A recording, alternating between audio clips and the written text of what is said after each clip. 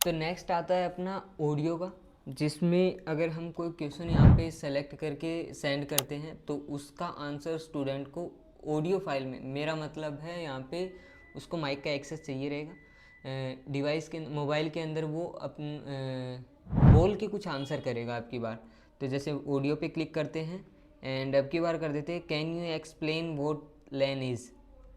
तो लैन है क्या, ये वाला सेलेक्ट करके सेंड करते हैं, सेंड क्विज। तो अब की बार जैसे स्टूडेंट साइड की आप साइड देखोगे तो यहाँ पे click the start to recording, mic का ऑप्शन आ गया। तो ये चीज़ मैं मोबाइल के अंदर ट्राई करूँगा, क्योंकि इसमें अगर मैंने फिर से सेलेक्ट करके कुछ भी यहाँ पे बोला है तो आवाज़ अपनी मिक्सअप हो जाएगी, इको आने लगेगी रिकॉर्डिंग। तो मोबाइल का यूज़ मैं यहाँ पे करूँगा। एंड इसकी एक चीज़ और है, 1 मिनट का ही टाइम मिलता है आपको पूरा का पूरा आंसर सबमिट करने के लिए। तो जब कभी आप ये ऑडियो वाला ये माइक को ऑन करते हो, 1 मिनट का ही टाइम मिलता है, 1 मिनट के अंदर आपको पूरा का पूरा आंसर यहाँ पे बोलना है। तो जैसे मैं स्टार्ट करता हूँ यहाँ पे, can you explain what is the LAN. LAN local area network होता है, जैसे अपने घर के अंदर वाईफाई नेटवर्क लगे होते हैं, उनमें सारी की सारी डिवाइसेस कनेक्टेड होती है। तो वायरलेस, जैसे अपने वाईफाई कॉलिंग का नाम सुना होगा, वो लैन की मदद से ही होता है। और अपने जैसे पीसी के अंदर फोल्डर शेयरिंग आपने कई बार देखा होगा कि एक फोल्डर आपने शेयर कर रखा है तो जितने भी डिवाइसेस उसमें जुड़ी हुई सबको एक्सेस होता है। वो अलग बात है आपने ग्रुप पॉलिसी क्या बना रखी है उसमें, कौन क्या क्या चीज़ें एक्सेस कर सकता है, वो सारा आईटी एडमिन हैंडल करता है। एंड लैन का ज़्यादातर यही यूज़ होता है बड़ी बड़ी ऑर्गेनाइजेशन के अंदर, जैसे प्रिंटर किसके पास कितनी प्रिविलेजेस होती हैं वो सारी की सारी कंट्रोल होती है। लोकल एरिया नेटवर्क में आप ग्रुप पॉलिसी बना सकते हो, उनमें क्या एडवांटेज मिलता है कि आप बाहर जैसे वाइड एरिया नेटवर्क होता है उनकी सारी की सारी चीज़ें आप एक्सेस नहीं कर सकते। कुछ रजिस्ट्रिक एरिया होता है, जैसे कुछ वेबसाइट होती है उनको आप एक्सेस नहीं कर सकते, ये पॉलिसी आपको उसके अंदर बनानी पड़ती। ओके, इतना सेंड करते हैं, सेंड। आंसर आ गया है आपकी बात। लैन लोकल एरिया नेटवर्क होता है, जैसे अपने घर के अंदर वाईफाई नेटवर्क लगे होते हैं, उनमें सारी की सारी डिवाइसेस कनेक्टेड होती है तो वायरलेस। तो ये कुछ इस तरह से वर्क करता है। एंड क्विज करके हम जैसे आंसर हमारे पास आ गए, एक स्टूडेंट ने आंसर नहीं दिया, तो ये ऑप्शन कुछ इस तरह वर्क करता है। अब आ जाता है अपना नेक्स्ट, जो कि है क्विज जनरेटर। ये थोड़ा सा एडवांस ऑप्शन आ जाता है इसके लिए, जैसे कुछ भी विकिपीडिया पे चलते हैं।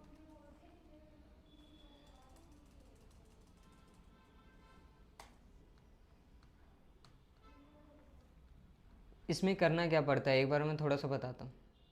क्विज जनरेटर पे जैसे ही मैं क्लिक करता हूँ ये पैराग्राफ पूछेगा हमें, उसके बाद में सब्जेक्ट पूछेगा कि कौन से सब्जेक्ट का है, उसके बाद में ये हमें पूछेगा कि क्वेश्चन किस टाइप के हमें जनरेट करने हैं, ये कुछ ऑप्शन दे देगा, उस टाइप से आपको क्वेश्चन जनरेट करके किस टेम्पलेट में चाहिए सारी की सारी चीज़ें आपको बता देगा। तो ये क्विज जनरेटर है, ये खुद एक क्वेश्चन जनरेट करके देता है एक पैराग्राफ के अंदर से।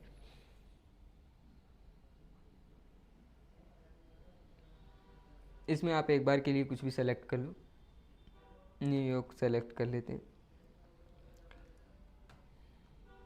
Computer science, submit. अब यहाँ पे ये जो एरिया है मैं इसको सेलेक्ट करता हूँ पूरा का पूरा, मेरे को इतने एरिया में से क्वेश्चन निकालने हैं।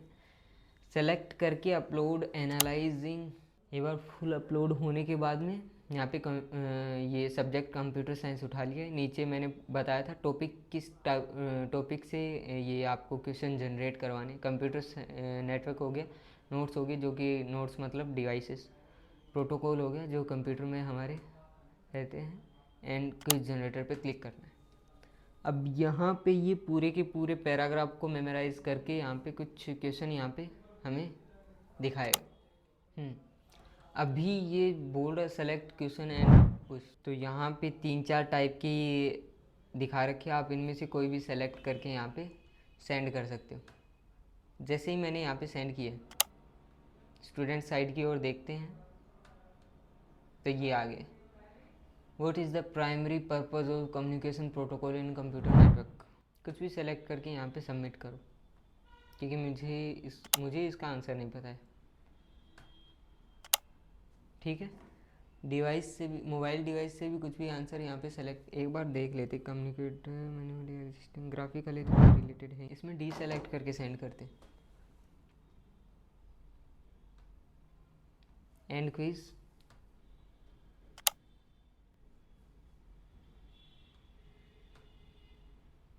इसका बी आंसर था।